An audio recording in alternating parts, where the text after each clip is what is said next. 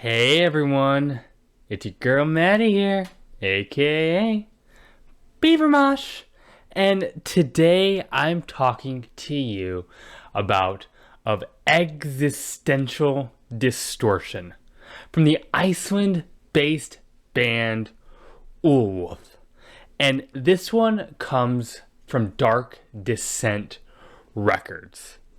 And it's important to note that of Existential Distortion is a follow-up to a mini LP that Úlfúð put out 5 years ago. And so you can tell with that lapse in time that they have used it to really hone in on this full-length record. And on this record, you will find Úlfúð playing blackened death metal.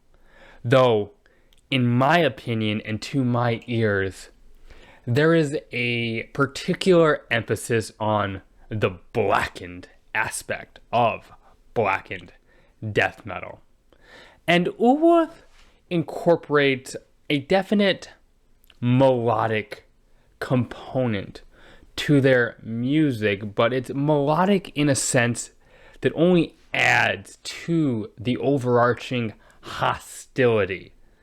The melodicism here is dark and despondent and deeply conveys this sense of sorrow and melancholy.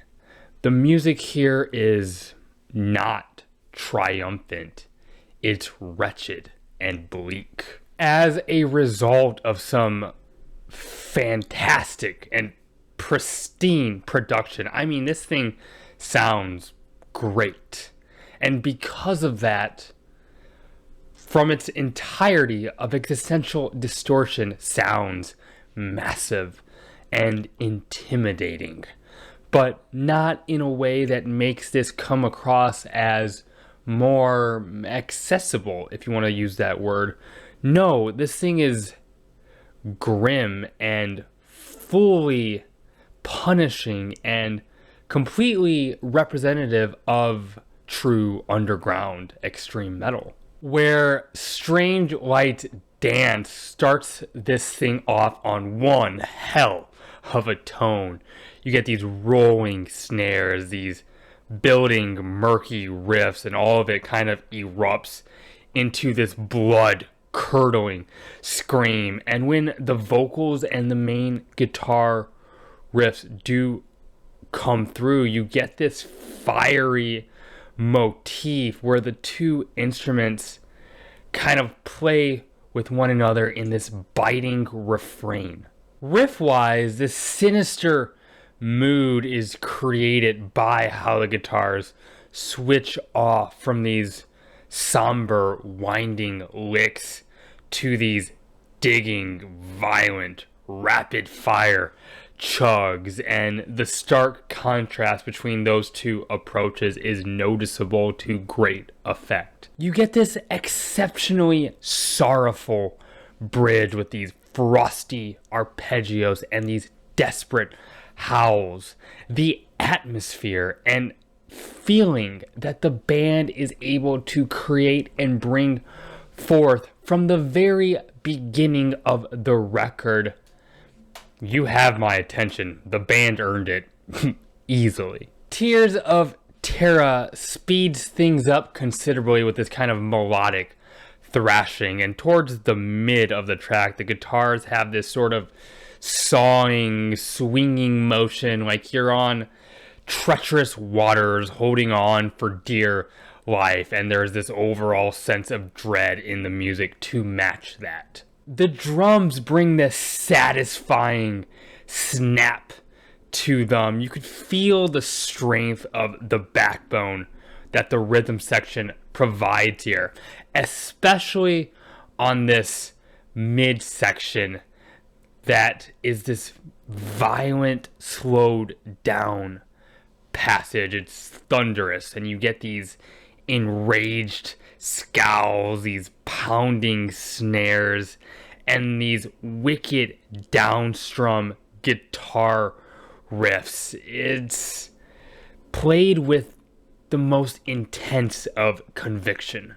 I love the sort of complexity of the opening riffs of Mockering Theater. It feels unstable with its corkscrewing patterns and this sinister, vile tonality that overtakes this one. Though the absence of light on this track is palpable. I love the caustic, unforgiving nature that closes this track out. You get these discordant licks that sound like they are angry at everyone. This smoky haze fills the air on Faceless, especially with these reverberating tremolos that have this venomous sting to them. This track is a little less busy than the others. Instead, kind of chooses to suck you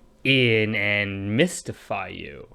And you get these equally wretched and melancholic runs that are also beautiful in a weird way. On The Gods Left Behind, the band is seemingly going for this sort of epic centerpiece, which I think they succeed at. These big, layered, harmonizing melodic guitar runs have such a stunning immediacy to them, especially how they pair themselves with these racing drum fills.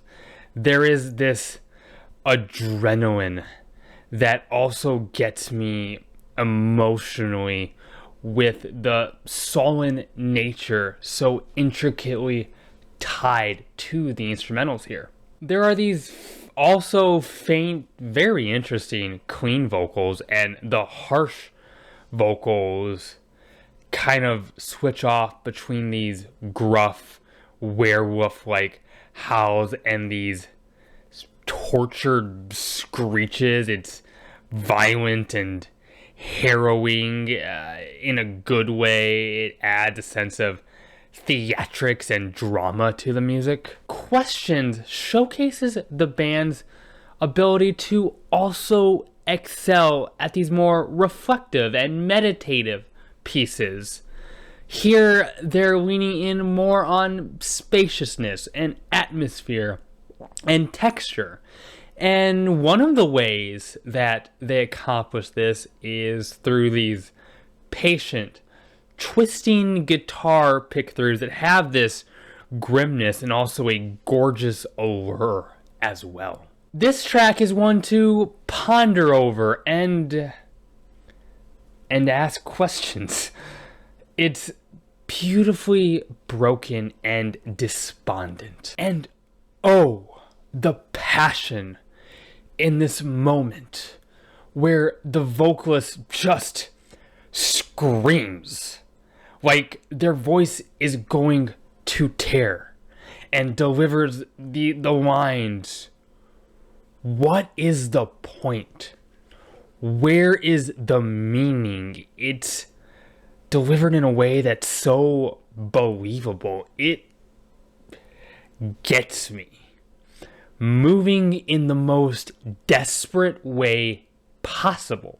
Elegy to a Paradise Out of Reach is the longest cut here at over 8 minutes, and it features these galloping riffs that cut through these dense ringing chords. It's such a rush. There's not a ton that changes a lot or really happens here, but the way the intensity of the track continues to grow and build, and the way the band just allows that to exist and be this tension, it justifies the length of the track in my humble opinion. Leviathan Dreams has this creeping, dense, pulsating groove to it. It's cutting and ferocious. The band seemingly left the most vile and brutal cut for last. Respect. The vocals here come off particularly possessed, and the track begins to conclude with this atonal hollowness. It's suffocating. And you get these sustained, lifeless chords, while drum-wise, there's this double bass that kind of detaches itself from everything and just starts to sort of run free. It's interesting. It's a stark contrast in how, within the unsettling nature of this track, the percussion is adding some energy and momentum to end the record on. Of Existential, Distortion feels existential. There is this haunting nihilism here that is so tangible. There's a real questioning of purpose felt on the record. And the music here is grim and bleak, but there's also this captivating atmosphere that has this dark beauty attached to it. And the songs here are just top notch. They feel chiseled and honed in. There's a lot of detail to pour over and digest with repeat listens, and it just sounds good. There is this crispness that only amplifies the aggressiveness and the harshness of the music. And I think in that way, and with all these components, this is a record that I think Úlfúð will be able to appeal to a lot of metal fans of different stripes with. And hey, those are my thoughts. If you enjoy this video, like my content, tell me. Hit the like button. It would be greatly appreciated. It would also mean the world to me if you would consider subscribing. Helps the channel grow. I have a Twitter you can follow. Link to that is in the bio of this YouTube channel. Leave a comment. I love engaging with those. And hey, keep it metal. My name is Maddie, aka Beavermosh, and I'm signing off.